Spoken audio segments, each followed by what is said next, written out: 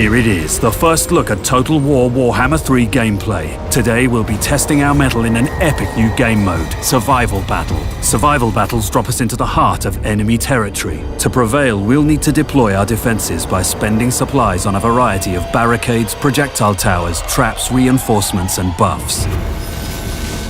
In this particular survival battle, we're taking the fight to Khorne, seizing 3 victory points as we progress through the ruined fort with the Brass Citadel and its gatekeeper as our goal.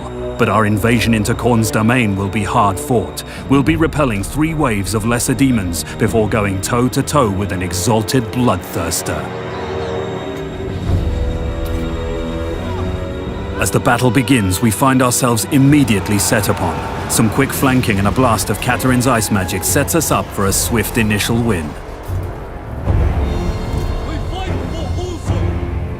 Now that the way ahead is clear, we can progress to capture the first victory point and start our defensive preparations.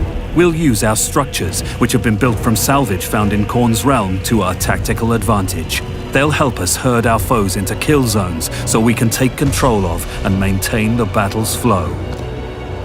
We'll place barricades on either side of the victory point and block off all easy routes up the main ramps. This'll funnel the bulk of the demons towards the side ramps, where our Hussar Guard will hold the line. Meanwhile, our towers, Kossars, and Katerin will tear them apart. Here they come.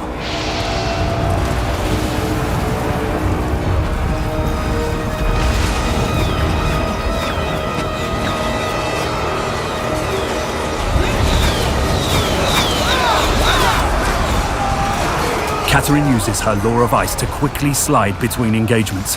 To help ease the load on our Hussar Guard, we'll use her devastating Frost Fang ability and Heart of Winter spell.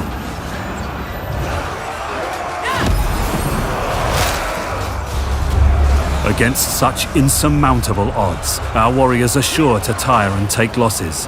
Thankfully, we can keep our army fighting fit with the replenishments menu.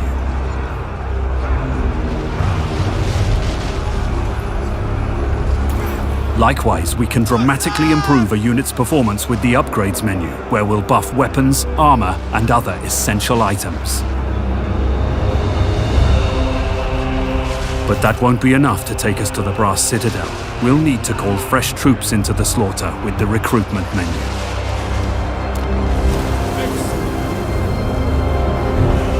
Our defense is holding thanks to our Streltsy reinforcements, but the demons keep coming. Our goal lies beyond the first victory point, and we need to press onwards. With the bulk of the enemy in one convenient narrow corridor, a decisive charge from our winged lancers should put a swift end to their assault.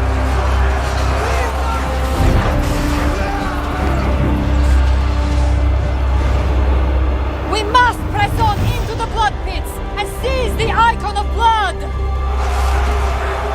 We've survived the first wave and can press our invasion deeper into enemy territory.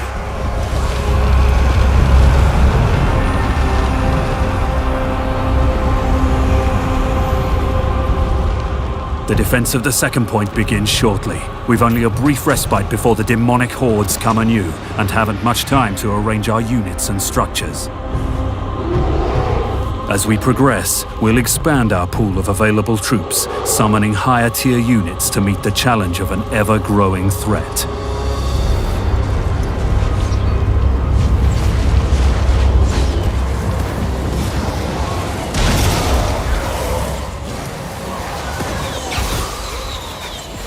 With healing and buffing abilities, and a bear mount to briskly carry him between units in need, the Patriarch is a strong addition to our forces. Many a Chaos slave has fallen to Little Grom's ancient and roaring fusillades. Fighting alongside it stokes pride into the hearts of all Kislevites. And rightfully so. Right now, Little Grom, with help from the Ice Guard and other units, is making steady work of the demons assaulting our western wall.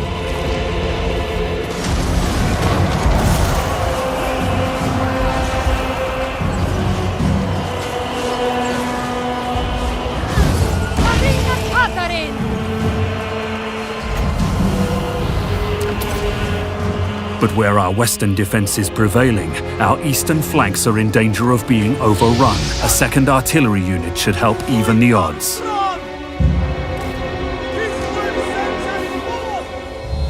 Although advancing's our primary focus, we'll leave a rearguard to protect the bulk of our army. Losing a victory point and getting flanked now could spell disaster. One final push to the boiling moat! We must seize the icon of torment and tempt Khorne's gatekeeper from his lair! Here we make our final push.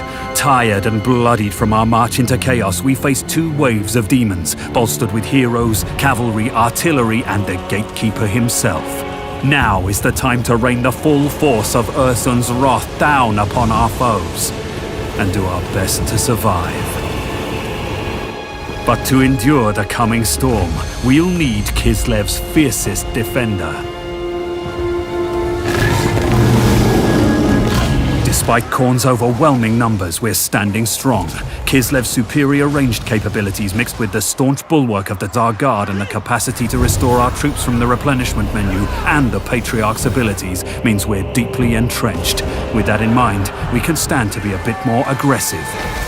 With so many demons packed together tightly, Katarin's Frostfang ability and her other offensive spells prove ruinous. And with Khorne focused on piercing our Tsar wall, we can unleash our Warbear Riders and other cavalry to wreak havoc in their flanks. Add the Elemental Bear's ranged Elemental Breath ability and a continuous rain of fire from our little Grom units, and we soon find ourselves prevailing against the third wave. Prepare for the fight of your lives! Here he is, the Gatekeeper, an exalted bloodthirster. This greater demon of Khorne is war, brutality, and murder incarnate. No mortal man could hope to stand against one and survive. Thankfully, we have a giant ice bear. If we're not careful, Khorne's Gatekeeper will systematically devastate and rout our infantry, sowing discord and creating holes in our wall. We need to keep him focused on the Elemental Bear whilst peppering him with ranged attacks and spearing him with our anti-large infantry, like the Ice Guard. The quicker we tank the Gatekeeper down, the sooner we claim victory. The combined might of Katarin's magic, the Elemental Bear's ferocity, and the continuous assault of our army is too much for even Khorne's greatest of champions. We stand triumphant. But Khorne is not the only dark god with a realm in this accursed place. The battle is won, but the war goes on.